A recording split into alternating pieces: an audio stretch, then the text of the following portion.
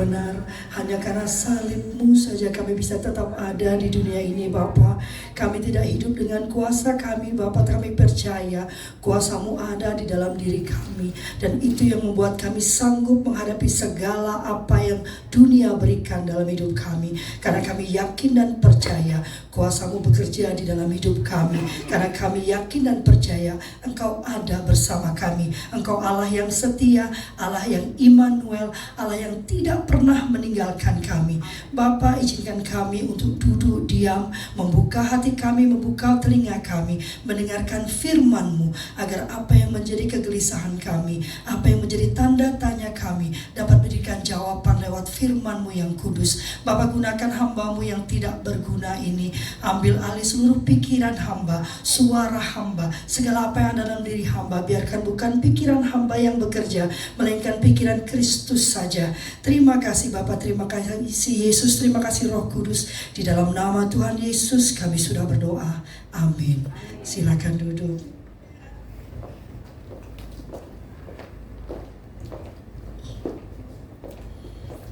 Ya, rupanya ini ya, sebetulnya yang belum kenal udah kenal semua lah ya. Masa belum kenal ya. Rupanya jadi sebetulnya Ibu memberikan tema besar itu pikiran manusia dan pikiran Allah. Lalu Tuhan yang berbicara dengan saya itu tentang memulai segalanya dengan berserah. Yang saya kaget tadi waktu kakak itu bersaksi, sejalan gitu Bu ya, dengan apa yang Tuhan ingin saya sampaikan, disampaikan lewat saya dari kesaksian tadi ya. Hari ini kita bicara tentang mulai dengan berserah. Saya mulai dulu dengan satu cerita ya. Mungkin kalau di dalam kehidupan kita, di dalam kehidupan orang-orang di sekitar kita, kita sering mendengar kata-kata misalnya ya, kalau kita masuk dalam pencobaan Ibu, sering kita bilang, oh memang Tuhan ingin saya mengalami pencobaan ini. Ya, oh ini memang sudah maunya Tuhan saya menderita. Oh ini memang sudah maunya Tuhan saya itu harus hidup penuh dengan tangis dan air mata. Pernah dengar ya? Ya. Atau kalau kita jatuh dalam dosa nih ya, lalu kita katakan, oh ini karena setan yang bekerja, ini iblis bekerja sehingga saya jatuh dalam dosa. Dalam dosa. Awal-awal saya mulai mempelajari agama, karena saya dari seberang pindah ke sini, saya selalu belajar ya. Saya berpikir ini apa benar ya? Tidak ada sama sekali peran kita dalam kehidupan kita ini, gitu kan? Kalau kita menderita, oh ya memang Tuhan yang bikin kita menderita, gitu kan? Kalau kita jatuh dalam dosa, oh itu pekerjaan setan. Kadang-kadang setan selalu bilang, gua lagi lu salahin, gitu kan? Saya bertanya-tanya, apakah agama itu sebetulnya mengajarkan orang-orang atau penganutnya menjadi, mohon maaf ini ya, pengecut? Karena tidak mau mengambil tanggung jawab dari apa yang sudah dilakukan. Karena semuanya diletakkan ke yang lain. Kalau menderita itu Tuhan yang bikin kita menderita, Dia yang kasih pencobaan, bahkan ada yang bilang supaya naik kelas gitu kan, harus ada ujiannya gitu kan. Kalau jatuh dalam dosa kita bilang setan ini yang bikin, iblis yang bikin saya. Saya berpikir keras, apa memang kita ini hanya pion-pion gitu kan, yang digerakkan, kita tidak punya kuasa sama sekali. Yang saya temukan Bapak Ibu Saudara, dan itu membuat mata saya terbelalak dan terkejut, bahwa ternyata Tuhan itu waktu kita menerima Dia menjadi juru selamat kita, Dia juga memberikan pikirannya bagi kita, dan Dia memberikan kuasa, Dia memberikan otoritas bagi kita untuk menjalani hidup kita. Tidak hanya otoritas dan kuasa bagi kita untuk berkarya di dalam hidup kita sendiri, tetapi juga otoritas dan kuasa bagi kita untuk bekerja dan berbuat baik, menjadi berkat untuk orang-orang di sekitar kita. Karena otoritas sudah diberikan. Otoritas itu kuasa. Apa otoritas diberikan Tuhan bagi kita? Ini next.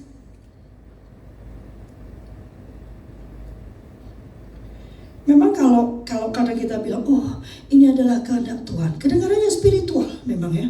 Wah ini agamis sekali Ibu ini, penuh dengan keimanan.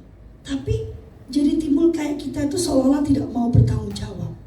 Apa itu otoritas? Next.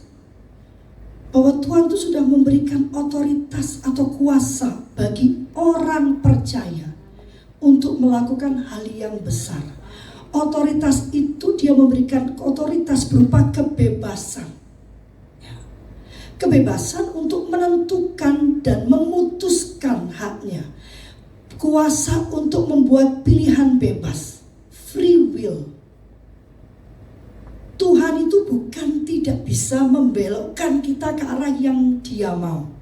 Tuhan itu bukan tidak bisa menuntut kita terus pokoknya gak boleh kemana-mana seperti kuda yang diberikan kacamata. Tuhan juga bukan ingin membuat kita di dalam penderitaan. Dia bukan Tuhan yang nganggur. Ya, kalau nganggur kadang-kadang iseng kan. Nah, Vina nih kayaknya hidupnya baik-baik aja nih. Goyang dikit deh, gitu kan? Goyang dikit deh. Dia bukan Allah yang nganggur. Dia bukan Allah yang iseng. Tapi Dia memberikan kuasa bagi kita, pilihan bebas, termasuk kuasa untuk memilih apakah kita mau hidup di dalam tuntunan firman, mendengarkan, ataukah kita mau hidup mendengarkan bujuk rayu iblis, setan.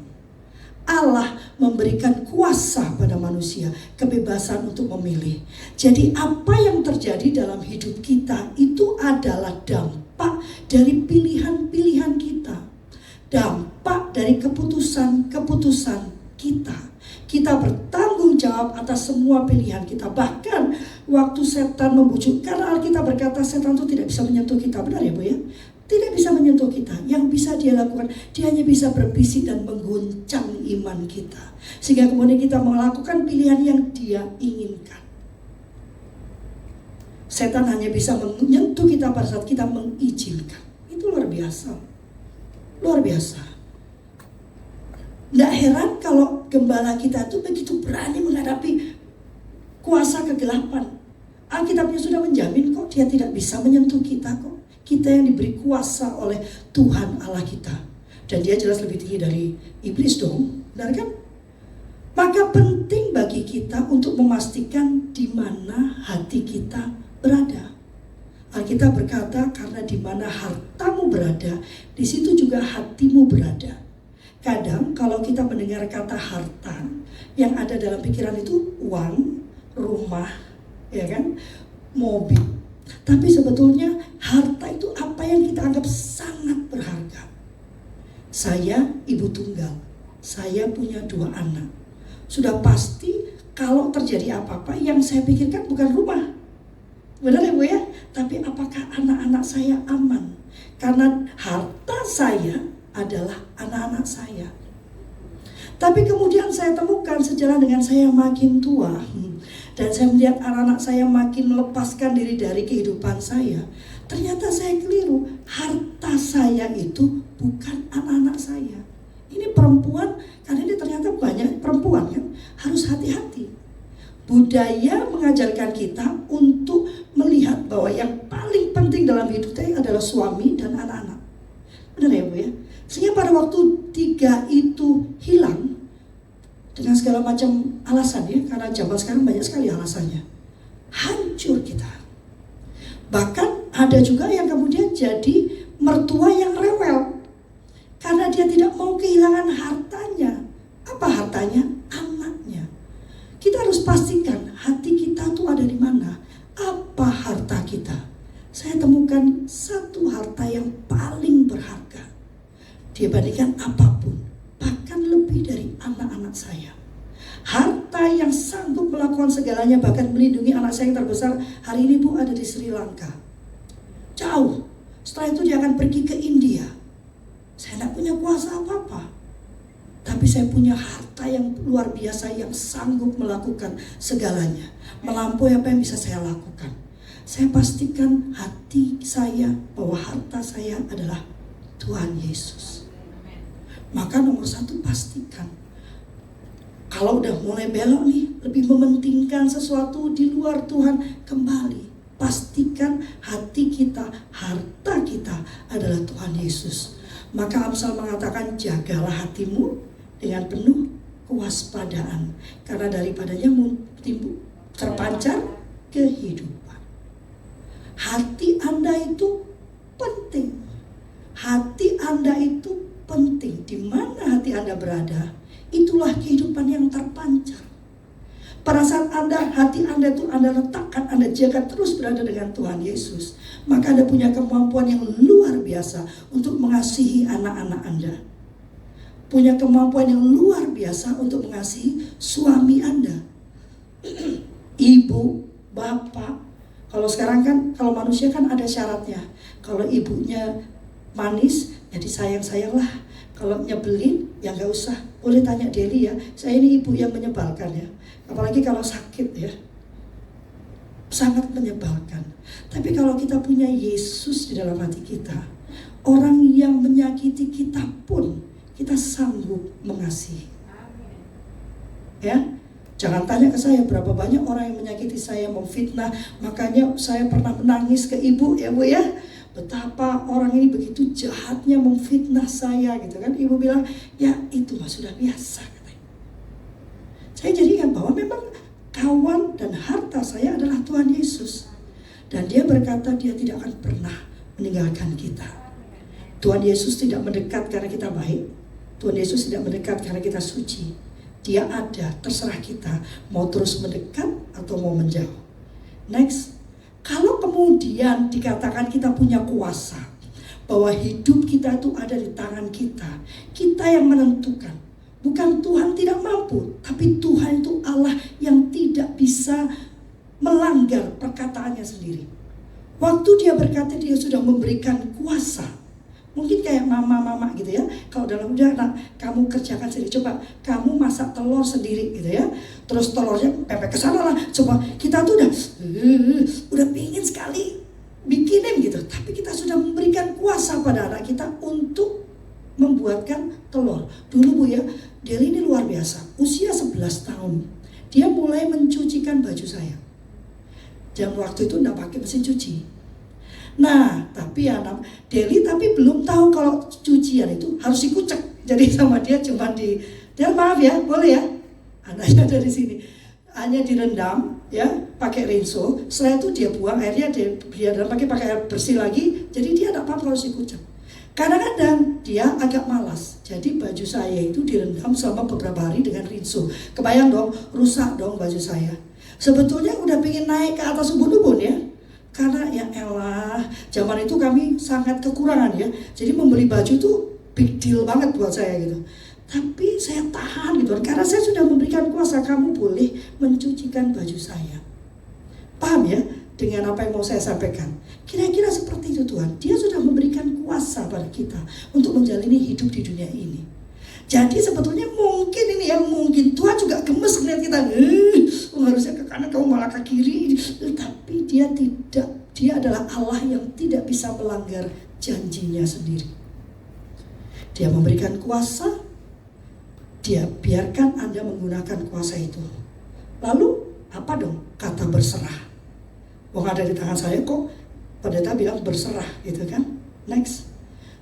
Waktu saya cari dan kata berserah ini sebetulnya minggu lalu saya mendengarkan khotbah Ibu. Dan ini yang menjadi pemikiran saya. Nah, kalau saya punya kuasa terus disebut berserah, kan seperti saling berlawanan ya. Lalu saya cari tahu apa sih kata berserah.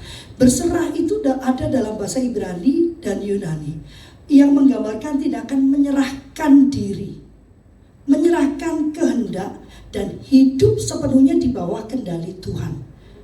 Kendali itu kembali ya, nanti kita bicara tentang kendali. Apakah kendali itu berarti kita itu seperti robot yang diatur ke kanan ke kiri? Di bawah kendali Tuhan itu adalah bicara tentang tata aturan yang Tuhan sudah berikan. Dalam bahasa Yunani ada kata prodotes, artinya submission atau penundukan. Ya, ini menunjukkan menyelaraskan kehendak pribadi dengan kehendak ilahi. Lalu kalau dalam bahasa Ibrani di dalam Alkitab itu ada kata syafa, ada kata kabash, ya, yang menegaskan makna berserah sebagai penyerahan diri total, memberikan hati, pikiran, tubuh dan rencana hidup kepada Tuhan dengan percaya pada hikmat-Nya. Saya dulu kalau bicara dengan teman, kalau saya bilang tentang berserah, saya mengatakan gini Bu, berserah itu bukan pasrah, berserah itu bukan menyerah, tapi bekerja lalu biarkan Tuhan yang menentukan hasilnya. Masih salah saya rupanya kan?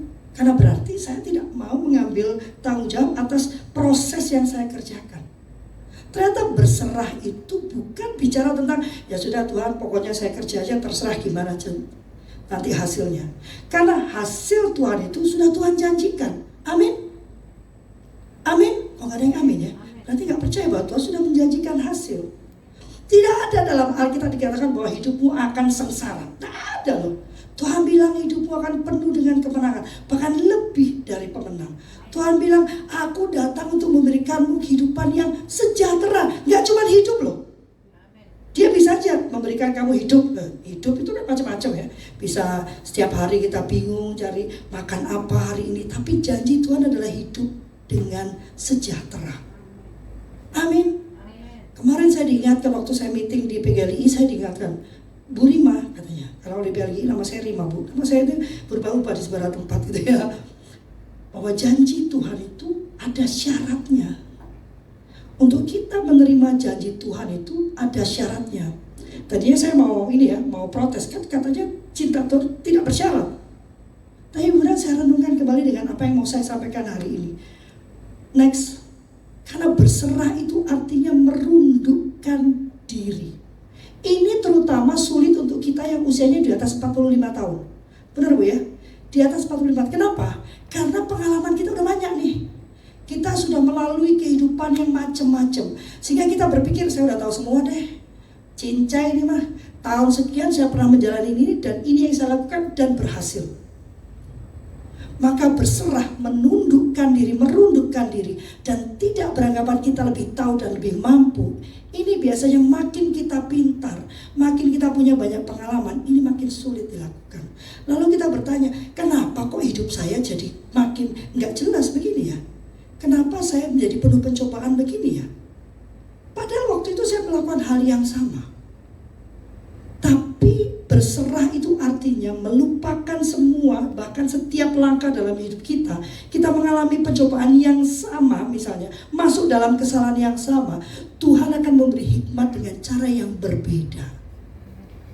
Tapi perlu kata berserah tadi untuk menundukkan pikiran kita. Ini masuk ke apa pesan yang ingin Ibu sampaikan dalam temanya. Apakah kita mau menundukkan diri pada pemikiran kita, ataukah kita mau memakai pikiran Tuhan? Kabar baiknya sebetulnya, ya kan? Pikiran Tuhan itu bukan sesuatu yang jauh di atas sana. Karena pada waktu kita menerima Tuhan sebagai juru selamat kita, Dia sudah berikan mind of Christ. Amin.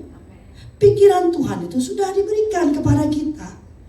Masalahnya tadi, free will tadi. Kita mau pakai atau tidak? Banyak orang Kristen itu salah paham dan akhirnya meletakkan itu pada usaha kita. Ada. Hebatnya orang Kristen itu, this is not about us. This is about Jesus. This is not about what we can do. This is about what Jesus do in our life. Fokusnya bukan pada saya, fokusnya pada Yesus. Lalu bagaimana caranya? Cuman satu. Biasanya kalau diajarkan khotbah itu selalu diminta memberikan 3 langkah gitu ya Bu ya. 3 langkah. Buat saya apapun yang disampaikan, ujungnya cuma satu Bapak Ibu Saudara. Jadikan membaca Alkitab, merenungkan Alkitab, mendiskusikannya, kemudian menjadikannya rema dan menjadi tindakan dalam hidup kita. Itu sebagai gaya hidup kita. Nah, ada jawaban yang lain. Kalau saya sedang bicara tentang parenting, iya, saya bisa berikan langkah-langkah. Kenapa? Karena dalam setiap masalah yang Anda hadapi, Tuhan punya jawaban yang berbeda. Dan jawaban itu hanya Anda dan Tuhan yang tahu. Amin. Saya kalau kadang-kadang ada orang datang, Pak Pendeta doakan, ya saya doakan, saya mesti gimana? Lah, mari berdoa, tanyakan pada Tuhan, bukan jangan tanya kepada saya. Bagaimana tanya Tuhannya? Ya kamu berdoa, kamu baca Alkitab, maka Alkitab itu akan berbicara kepada kamu. Kalau kamu baca hanya sekedar membaca atau sekedar menghafal, karena sekarang lagi tren ya Bu ya, menghafal Alkitab gitu kan. Nah, ada gunanya, bukan menghafal yang dipentingkan, baca, renungkan, lakukan. Saya tidak kagum pada orang yang bisa menyebutkan, karena nanti sore saya pelayanan di kaum duafa Ibu ya, kaum duafa. Ada satu bapak-bapak yang hafal Alkitab dari awal sampai akhir. Jadi kalau pendetanya khotbah, dia akan menyebutkan dengan jelas. Bukan itu yang Tuhan mau. Yang Tuhan mau adalah jadikan itu gaya hidup. Kalau Anda sudah menjadikan itu gaya hidup, maka pikiran Anda berubah menjadi pikiran Kristus. Maka kuasa itu, janji Tuhan itu akan terjadi di dalam hidup Bapak, Ibu, Saudara. Amin. Mari kita berdoa. Bapa kami di dalam surga, terima kasih. Terima kasih untuk kuasa yang sudah Engkau berikan. Terima kasih untuk otoritas yang sudah Tuhan berikan. Terima kasih juga untuk telah mengingatkan kami bahwa di dalam hidup kami, meskipun otoritas itu ada di dalam kami, tapi kami tetap perlu bimbingan Tuhan. Kami tetap perlu pemikiran Tuhan. Bapa, kami berjanji hari ini adalah menjadi hari pertama bagi kami untuk menjadikan pembacaan Alkitab, menjadikan perenungan Alkitab, menjadikan pelaku Alkitab sebagai gaya hidup kami. Dan kami percaya di dalam-Mu segalanya sanggup kami kerjakan. Kami percaya bahwa kuasa-Mu ada di dalam hidup kami. Kami percaya janji-Mu adalah ya dan amin di dalam hidup kami. Terima kasih Bapak, hamba sudah selesai menyampaikan firman-Mu. Hamba percaya bahwa firman yang diberikan tidak akan keluar sia-sia dan akan tertanam dan menjadi berakar dan akan berbuah dan membuat kami menjadi berkat bagi orang-orang sekitar kami. Terima kasih Bapak Yesus, terima kasih Roh Kudus, di dalam nama Tuhan Yesus dan penuh syukur kami berdoa.